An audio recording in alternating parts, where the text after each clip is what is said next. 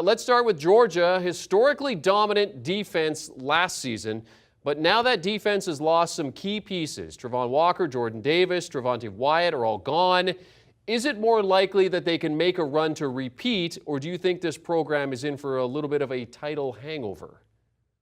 I think they'll repeat, Jeremy. They'll repeat in the SEC East because there's simply no one there good enough to top Georgia coming off what you just mentioned, all those losses defensively. And overall, they'll still be pretty good, but that was a generational defense. You have to understand that. It was the best in maybe 20 years or 10 years. The last time a defense averaged less than double digits defensively was Alabama in 2011. And in that last game, in that championship game against Alabama, they went over 10 per game. So I talked to Nakobe Dean last week. He's entering the draft. Mechanical engineering major Nakobe Dean, one of the leaders of that defense. And he said this will be pretty good.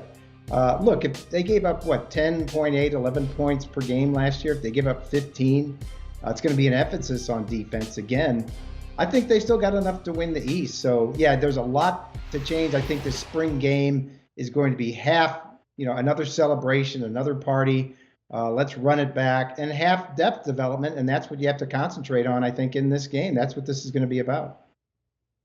Yeah, one of the good things about that Georgia defense last year is while there are a ton of guys leaving, you've got 7 starters who are gone, and you've also got your defensive coordinator, Dan Lanning, who's left to take over the Oregon job. But last year with that Georgia defense, they rotated everywhere all season long on the defensive line, at linebacker, in the secondary. So even the guys who weren't starters were seeing plenty of snaps. But as Dennis said, to expect the defense to have that same kind of performance again in 2022 is a really high expectation, because that truly was a generational defense. And while Kirby has recruited at a level to where we can expect that the Bulldogs will still be solid defensively, I don't think we'll see anything compared to what we saw last year. And I think that is where some of maybe the deficiencies on offense that Georgia had that were kind of papered over by a defense that didn't allow anybody to score points against it, put it in a position. So with Stetson Bennett coming back still as the starter, I think that there's going to be some attention paid to the quarterback battle this spring and in the spring game to see if anybody can outplay Bennett. But I don't think we're going to see